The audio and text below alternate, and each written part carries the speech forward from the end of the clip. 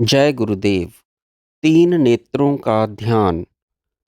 तेरा दक्षिण नेत्र सूर्यात्मक होने से दिन बनता है और बायां नेत्र चंद्रात्मक होने से रात्रि की सृष्टि करता है तथा किंचित विकसित सुवर्ण के बने हुए कमल की शोभा से युक्त तेरी तीसरी दृष्टि दिन और रात दोनों के बीच में रहने वाली संध्या है। दिन रात्रि की संधि प्रातः और सायंकाल दोनों समय होती है, इसलिए तीसरी दृष्टि दोनों के सदृश हो सकती है। परंतु दिवस शब्द का प्रयोग प्रथम और तत्पश्चात निशि का प्रयोग होने से सायं संधि से ही यहाँ अभिप्राय है। संध्या शब्द जो सायं संधि के लिए ही प्रयुक्त होता है, इस आशय की पुष्टि करता है। सामने से देखने वाले को भगवती का दक्षिण नेत्र प्रथम और वाम नेत्र पश्चात दिख पड़ेगा, जैसा कि पढ़ते समय वाम से दक्षिण की ओर लिपि क्रम होता है, अर्थात पहले दिवस पश्चात रात्रि की क्रम गति और मध्य गति और मध्य में संध्या है। दिवस से जागृत, रात्रि से सुषुप्ति और संध्या से स्वपन अवस्था ग्रहण करनी चाहिए। भगवती की कृपा दृष्टि से जागृत में जगत की अज्ञान स्वरूप प्रीति होती है, रात्रि में सुषुप्ति का अज्ञान अंधकार रहता है, परंतु वह भगवती के चंद्रात्मक नेत्र के प्रकाश से ज्ञानमय समाधि की अवस्था में परिणित हो जाता है और संध्या रूपी स्वपन अवस्था ज्ञान की वह भूमिका है जिसमें जगत स्वपनवत दिखने लगता है। तीनों को ज्ञान की क्रमशः पांचवी, छठी और सातवीं भूमिका समझना चाहिए। ब्रह्मसूत्र 3.2.1 में स्वपन के लिए संध्या का प्रयोग किया गया है। वहाँ शंकर भगवत्पाद अपने भाष्य में संध्या की व्याख्या इन शब्दों में करते हैं। संध्या स्वपन अवस्था को कहते हैं। वेदों में ऐसे प्रयोग मिलते हैं, जैसे संध्या तीसरा स्वपन स्थान है अथवा प्रबोध संप्रसाद के दोनों लोक स्थानों की संधि भी संध्या होती है।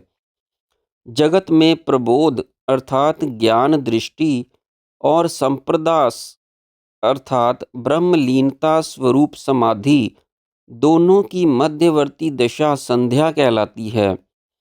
प्रबोध से जागृत और संप्रसाद से सुषुप्ति का अभिप्राय है, परंतु ज्ञानी और अज्ञानी की दृष्टिकोण में इतनी भिन्नता रहती है कि ज्ञानी जागृत में जगत को ब्रह्म में स्थित देखता है, जैसा कि भगवान के इस वाक्य से प्रकट होता है, यो माम पश्यति सर्वत्र सर्वच मयि पश्यति।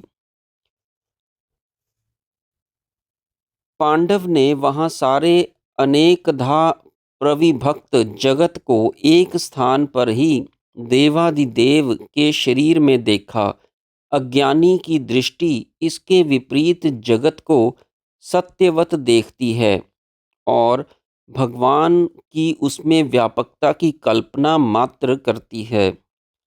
सुषुप्ति में ज्ञानी की स्थिति सात्विक सोमामृतमयी होने से आत्मस्थिति का अनुभव कराती है और ज्ञानी स्वप्नों के दृश्यों को भी आत्मा के स्वरूप की रश्मियों वत जानता है।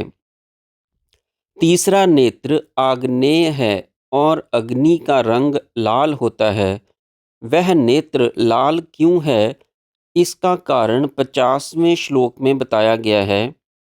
49वें श्लोक में उस दृष्टि की विविध भावपूर्ण अवलोकन शक्तियों का वर्णन है, जिसका वर्णन करने में प्रत्येक शक्ति को कवि ने अपनी समकालीन प्रमुख नगरियों के नाम से नामांकित किया है। उनके नाम हैं विशाला, कल्याणी, अयोध्या, धारा, मथुरा, भोगवतिका, विजया।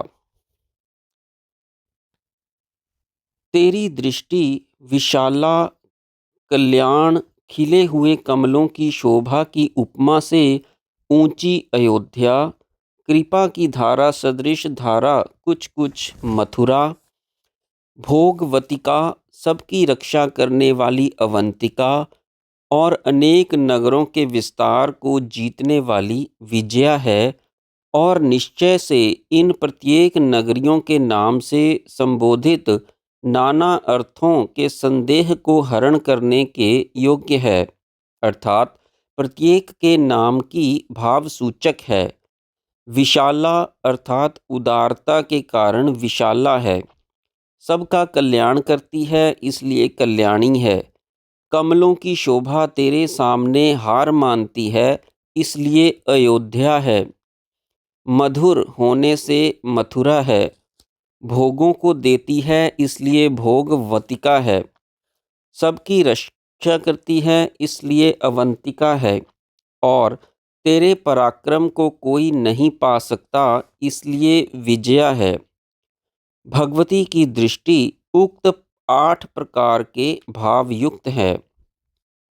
पंडित सुब्रमण्यम शास्त्री और श्रीनिवास अयंगर की अंग्रेजी पुस्तक में इन दृष्टियों के स्वरूप इस प्रकार बताए गए हैं। अंतर्विकसित दृष्टि विशाला कहलाती है। आश्चर्ययुक्त दृष्टि कल्याणी है, जिसमें पुतलियां फैल जावें वह अयोध्या।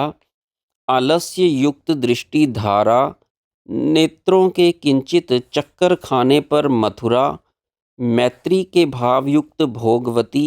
निष्पाप दृष्टि जिसमें भोलापन टपकता हो वह अवंतिका, और तिरछी निगाह विजया कहलाती है। इन दृष्टियों का प्रभाव क्रमशः उच्चाटन, आकर्षण, द्रवीकरण, सम्मोहन, वशीकरण, ताड़न, विद्रावण और मारण है। उक्त 8 भाव अग्नि में पाए जाते हैं, इसलिए यह दृष्टि तीसरे नेत्र से विशेष संबंधित है।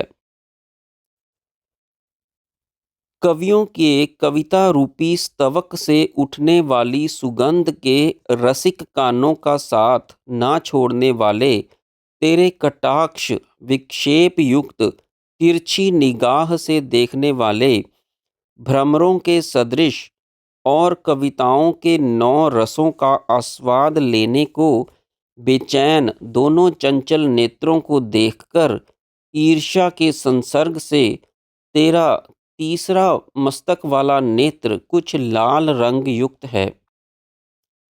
भाव यह है कि दोनों कान कवियों की कविताओं के रसिक हैं और दोनों नेत्र भी उसके 9 रसों का स्वाद लेने को बेचैन हैं, इसलिए कानों का स्पर्श करने के लिए वहां तक फैले हुए हैं। तीसरा नेत्र उनसे ईर्ष्या करता है, क्योंकि उसकी पहुंच कानों तक नहीं होती, इसलिए वह असूया से लाल हो गया है। नेत्रों का बड़ा होना सौंदर्य का लक्षण है। कवि उनको कान तक फैला हुआ कहा करते हैं, और साथ ही इस मिस्र से तीसरे नेत्र के रक्त वर्ण होने का कारण भी बताया गया है। जय गुरुदेव।